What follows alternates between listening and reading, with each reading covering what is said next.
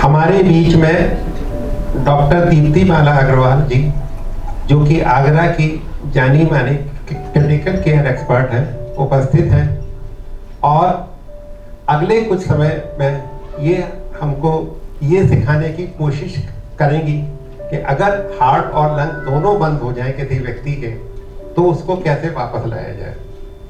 ये इसलिए भी आवश्यक है क्योंकि 3 मिनट के अंदर कोई भी डॉक्टर आपके पास नहीं पहुंच सकता, तो हमारे लिए ये बहुत ही आवश्यक है कि हम सब इसको सीखें।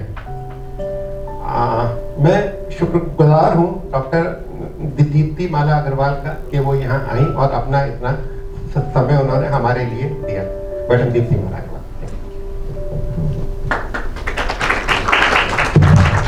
प्राथमिक उपचार एवं मूल जीवन सहायक विधि। मैंने इसी जगह पर ये मैं 4th कोर्स कंडक्ट कर रही हूँ। आप में से कोई ऐसे हैं जिन्होंने पहले ही अटेंड किया है? नहीं, स्टाफ चेंज हो गया होगा सर, चेंज होता रहता है। ओके। फर्स्ट एड से मतलब, प्राथमिक उपचार से मतलब कोई भी स्थिति ऐसी बनती है इमरजेंसी की, आपातजनक, कहीं भी, घर पर, दफ्तर में, होटल में, अस्पताल, कहीं भी, अस्पताल से बाहर, तो हमेशा जो फर्स्ट रिस्पॉन्डर होता है वो एक लेमैन होता है। तो हमारा ये प्रयास है कि हर इंसान, every citizen is a life saver.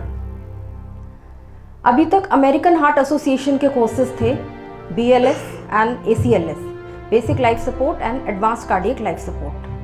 We have been following those since years and years and years, and I have been teaching BLS in the city of Agra since 2004. I started my practice here since 2000, and I have been associated with Pushpanjali Hospital since its inception, day 1. Now in 2017, our Indian Society of Anesthesiology, I am a trained anesthesiologist into critical care. So Indian Society of Anesthesiologists, they have come up with our Indian guidelines beautifully, and now the course is, they have come up with CALS, compression only life support. This is for the lay person. What we'll be talking here, and we'll try and learn. Second is the BCLS, basic cardiac life support. That is for the medicos and paramedicos, but when they are catering to a patient outside the hospital. Third is the ACLS, advanced cardiac life support. That is the cardiac resuscitation which is performed inside the hospital. For a lay person, if anything unexpected happens in this room, what will we do? Early recognition and activation, early chest compression, and the early transfer of the victim to the hospital. These are the various algorithms which have to be followed. I'll be just talking about CALS, that is the cardiac only life support. These were published in the Indian Journal of Anesthesia in 2017 November. You observe a person suddenly collapsing in front of you, or everybody can see, or somebody is already collapsed when you saw him or her for the first time. What will be your first response? Early recognition and activation. How will we recognize the criticality of the situation? First dictum in any emergency is, we have to ensure our safety. First, ensure the safety of the place for yourself and for the victim, and then we start with the resuscitation. Now you check for the response. How will you check for the response? You will tap on the shoulder. Are you okay? क्या आप ठीक हैं?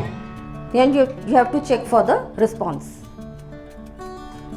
What is responsive and what is non-responsive?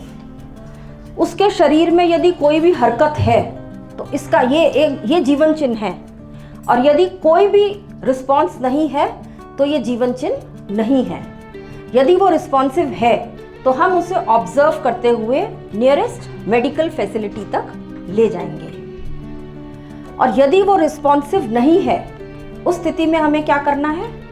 We have to call for help, we have to call on the emergency number whichever is available.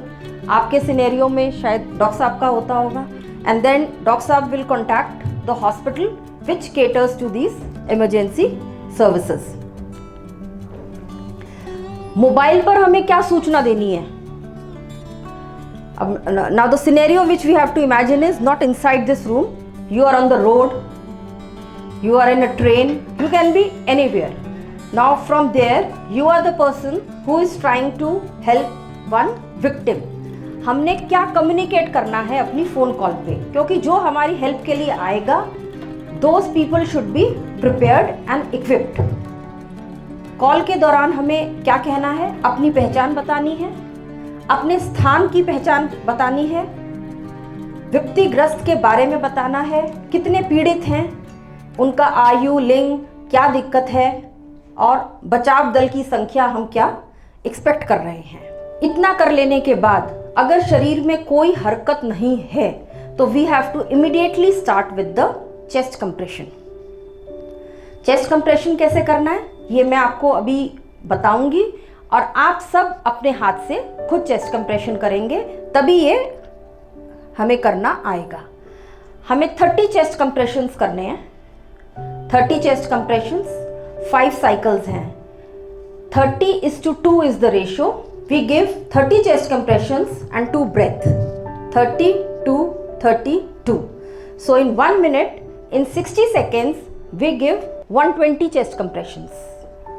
30 का cycle इसलिए है because CPR perform करते समय one gets tired, सो अकेले हम नहीं कर पाएंगे, we will need help, we need people around who are trained और who can at least understand what we are trying to tell them, and then we begin with the chest compression. Now what is the placement of the hand? You can see, keep heel of hand 2 fingers above the xiphoid process. What is xiphoid process? जो हमारी छाती की सबसे निचली हड्डी है, जिसके नीचे पेट शुरू होता है, सब अपनी अपनी फील कर लीजिए अपने अपने बॉडी पर। जो सबसे नीचे हिस्सा फील हो रहा है उस पर हम 2 उंगली रखेंगे और उसके ऊपर जो जगह है उस पर हम दोनों हाथ यूँ रखेंगे। पहले आप पोजीशन जहाँ रखिए, देखिए, फिर मैं आपको अभी स्क्रीन पर देखिए किस तरह हाथ रखे हैं। Heel of hand 2 fingers above the xiphoid process, elbows straight, shoulders above the victim's chest, fingers interlocked. हमें पुश करना है 5 to 6 centimeter. Compress at a speed of 120 times per minute. Allow the complete chest recoil between compression without lifting the hand from the chest. जो compression है उसके बाद जब हम हाथ ऊपर करते हैं तो हाथ को छाती से उठाना नहीं है, हाथ वहीं रखने हैं, बट चेस्ट जो कंप्रेस किया है उसको रिकॉइलिंग का भी टाइम देना है, because that recoiling is the time when circulation if it gets initiated it will come into the flow. अगर स्पीड हम सही नहीं रखेंगे और बहुत ज़्यादा कंप्रेस करेंगे तो we will not give the time for the circulation to get activated. And do not stop chest compressions unnecessarily. बीच में हमें रोकना नहीं है, साथ में चाहे किसी से बात कर रहे हैं, किसी को बुला रहे हैं हेल्प के लिए, चेस्ट कंप्रेशन एक ऐसी चीज़ है जो रेगुलर हमें करते ही रहनी है। 30 compressions in 1 set. Chant loudly 1, 2, 3, 4, 5, 6 till 30.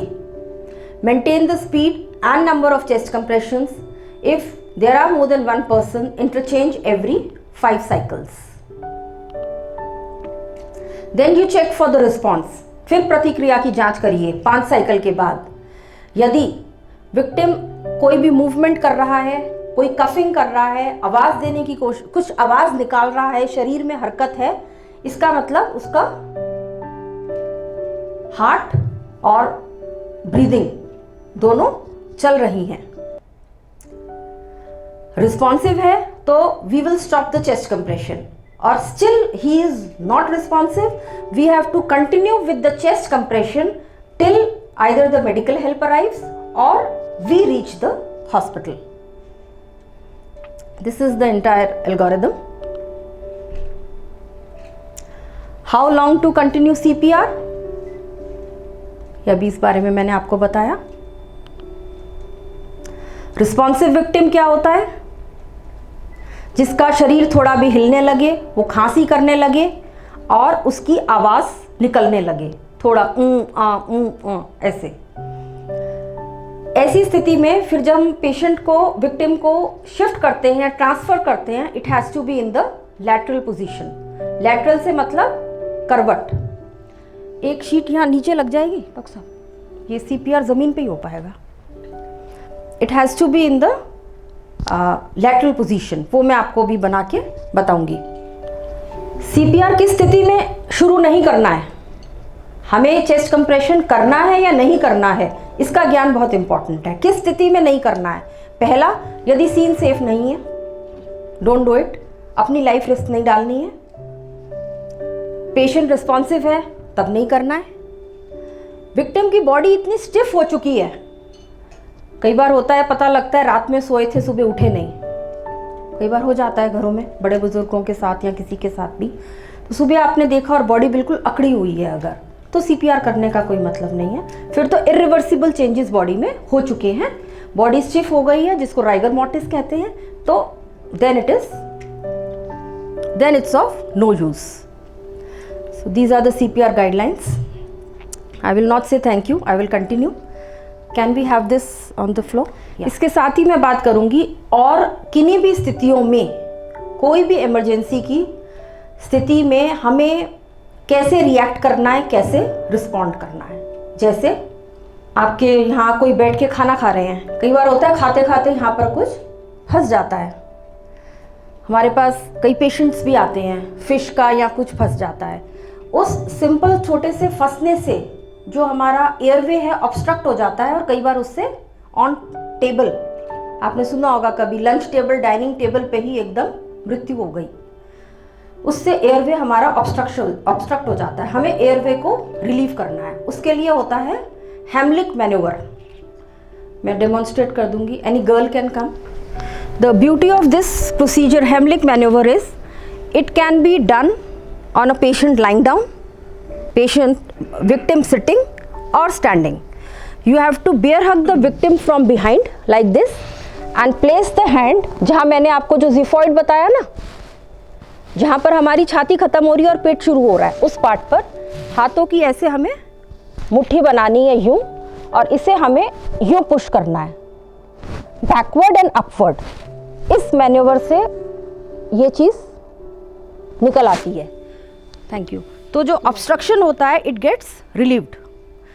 Such a simple technique. अगर लाइफ सेविंग हो जाए हमारे ज्ञान से तो बहुत अच्छी बात है. बच्चों के साथ बहुत बार दिक्कत होती है. छोटे बच्चे हैं, दूध पीने के बाद चोक हो जाता है. माएँ जब बच्चों को दूध पिलाती हैं, ऐसी स्थिति में जैसे हमने कहा इसको लेटे में भी कर सकते हैं, तो हम उसको उल्टा करके, जैसे मूवीज़ में भी दिखाते हैं बच्चों को ऐसा मारते हैं, तो गलत नहीं दिखाते हैं. ऐसा करने से भी ये एयरवे जो है वो रिलीव हो जाता है. So this is about the Heimlich manoeuvre. ये मैंने बात की अभी चोकिंग की. अगर आप और इंटरेस्टेड हैं तो छोटी छोटी चीज़ें, जैसे बर्न्स है, हम लोग किचन में कुकिंग कर रहे हैं, कुछ कर रहे हैं, यदि गरम तेल का छींटा पड़ गया या थोड़ा भी कुछ हमारा जल गया हाथ, तो हमारा फर्स्ट रिएक्शन क्या होना चाहिए? What should we do? पानी. No need to waste time searching for cold water also, neither for ice, simple tap water will do. But what is important is हम उसको कम देर के लिए रखते हैं. टैप में ऐसे खड़े रहेंगे तो किसी में भी पेशेंस नहीं होती है.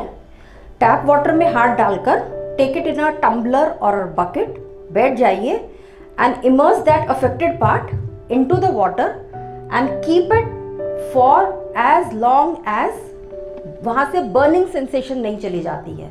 That can take up to 15 to 20 minutes to at times half an hour. अगर हम शुरू में इतना टाइम लगा देंगे तो बाद में ब्लिस्टर्स नहीं बनते हैं. यू वुड हैव सीन कई बार बर्न्स केसेस में बाद में ब्लिस्टर्स बन जाते हैं. और किसी के ब्लिस्टर्स बन जाएं तो उन्हें फोड़ना नहीं है, बिकॉज वो एस्टेराइल से होगा, that will introduce infection into it. तो हमारा पर्पस ये है कि हम किसी भी प्रॉब्लम को हेल्प करना चाहें तो करें, एटलीस्ट किसी की प्रॉब्लम को बढ़ाएं नहीं। ये बात हो गई बर्न्स की। ड्राउनिंग का केस, यहाँ पे स्विमिंग पूल है, कोई यदि सडनली ड्राउन करने लगे तो हमें क्या करना है, how to approach a drowning victim. जैसे भी आपके पास साधन है, if someone is a good swimmer, लोग कूद के उसको बचा लाते हैं।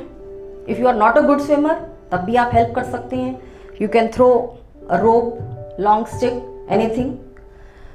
उसको जब हमने लेकर आना है, यदि स्विम करके लेकर आ रहे हैं, तो हमेशा उसको हमने ऐसे उठाकर लाना है, एक हाथ से। बॉडी उसकी फ्लोट करेगी और एक हाथ सिर के नीचे, एंड देन यू स्विम और do whatever with your hand and you can bring him to the side. But in this case, what the difference is, you cannot start the chest compression immediately drowned victim में if he is not responsive. Why? Because उसके lungs में पानी जा चुका है। तो first उस पानी को हमें निकालना है, then अगर कोई चीज़ खाली है तभी उसके अंदर हम कुछ डाल, then only chest compression will become effective. तो पानी निकालेंगे कैसे? lateral position से। आपने स्नेक बाइट के केसेस सुने होंगे, हमारे पास बहुत आते हैं। स्नेक बाइट के केसेस ज़्यादातर रूरल एरियाज़ में होते हैं, या जहाँ भी लोग ओपन स्पेसेस में सोते हैं। आजकल बरसात है तो केसेस काफ़ी बढ़ गए हैं। मोस्टली लोग वाईगीर के पास जाते हैं। हर विलेज में एक वाईगीर होता है जो स्नेक मैनेजमेंट का एक्सपर्ट होता है। गलत नहीं है, सबकी अपनी अपनी आस्था है, ठीक है। जो स्नेक बाइट है, 95% of the snakes are non poisonous. 95% are non poisonous.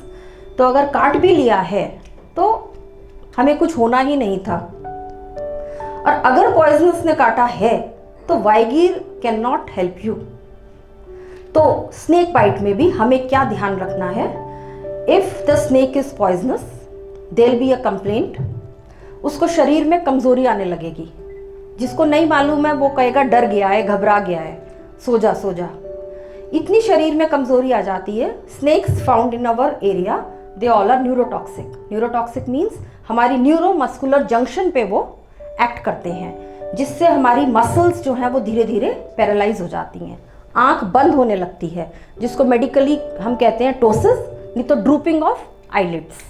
हमारे पास बहुत पेशेंट्स आते हैं जो न्यूरोलॉजिस्ट के पास आता है न्यूरो की प्रॉब्लम लेके, और फिर जब हम लोग देखते हैं तो हम उसको स्नेक बाइट डायग्नोज कर देते हैं। हम तो इमरजेंसी डील करते हैं, नॉट ओपीडी। और वो उससे अगर उसको टाइमली टोसिस मतलब drooping of eyelid is the first symptom in any poisonous snake bite, उस पर हमें अलर्ट हो जाना है and we should reach the nearest medical facility. Anti snake venoms available हैं, वो लगते ही within 24 hours patient response. अगर उसको टाइमली हेल्प नहीं मिलती है तो जब न्यूरोमस्कुलर जंक्शन पैरालाइज्ड है तो ब्रीदिंग रुक जाती है, और ब्रीदिंग रुकने से मौत हो जाती है। तो आज के टाइम में सांप कटे से मौत हो जाए तो बहुत दुख की बात है, पर अभी भी हो जाती हैं। हमारे पास बहुत साल हो गए, 10 साल पहले भरतपुर के पास कौन सी जगह है, वहाँ मंदिर के पुजारी थे, उनको काट लिया था।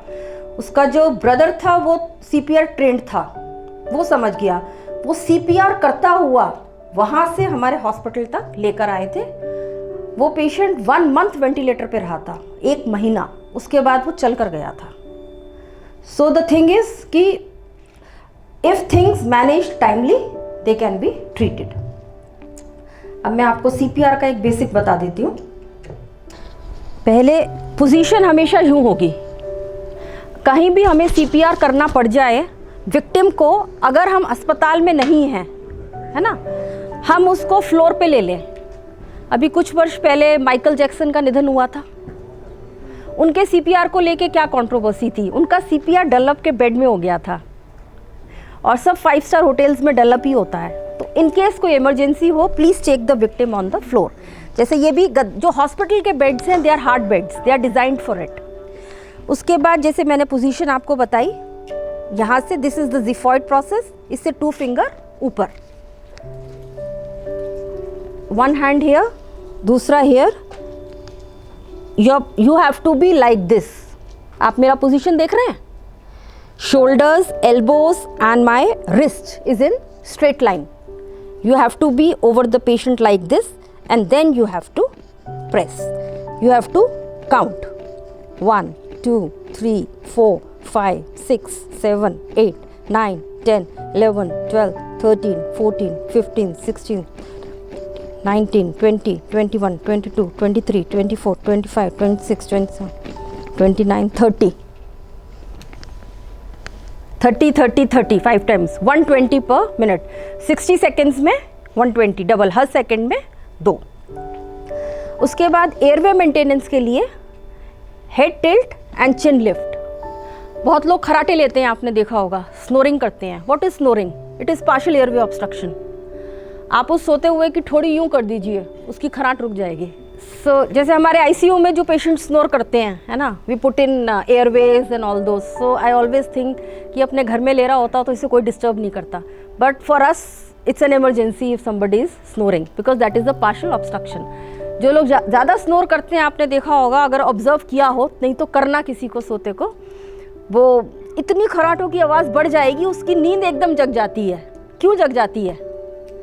वो ऑब्स्ट्रक्शन कंप्लीट होने वाला था, तो उसके माइंड ने उसको जगा दिया. There is a thing like obese hypoventilation syndrome. जो लोग मोटे होते हैं वो बैठे बैठे सो जाते हैं ना, और कई बार वो ऐसे में ही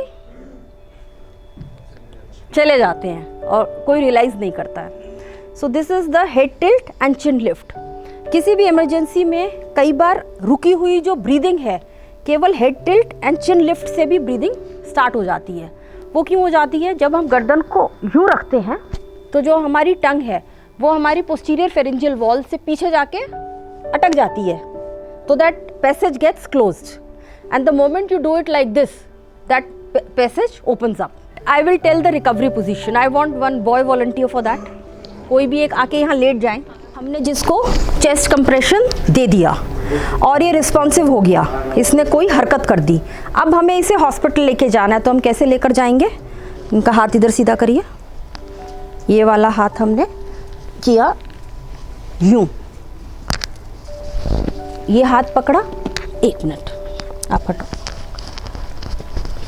ये हाथ पकड़ा और ये इनका ये बदला, इसको हमने यूं पलट दिया. ये चीज़ अकेला आदमी कर सकता है.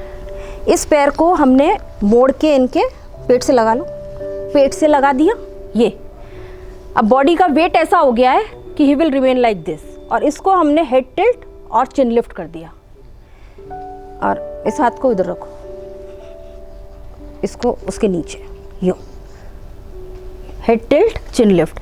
This is called the recovery position. इस पोजीशन का क्या फ़ायदा है? एक तो अब ये गिरेंगे नहीं, सेल्फ पोजीशन हो गई है. दूसरा, इस पोजीशन में यदि इन्हें वॉमिट आती है तो जो वॉमिटस है वो अंदर लंग्स में नहीं जाएगा, वो बाहर निकल जाएगा. बहुत सारे केसेस अनकॉन्शियसनेस के वो पार्ट तो डील हो जाता है, वो घर से ही एस्पिरेट करके आते हैं. Aspiration means that vomitus has, okay thank you, that vomitus has gone into the lungs. So all these are the precautionary. I would like each one to come and do the chest compression, and simultaneously if there are any questions, those can be addressed. Thank you.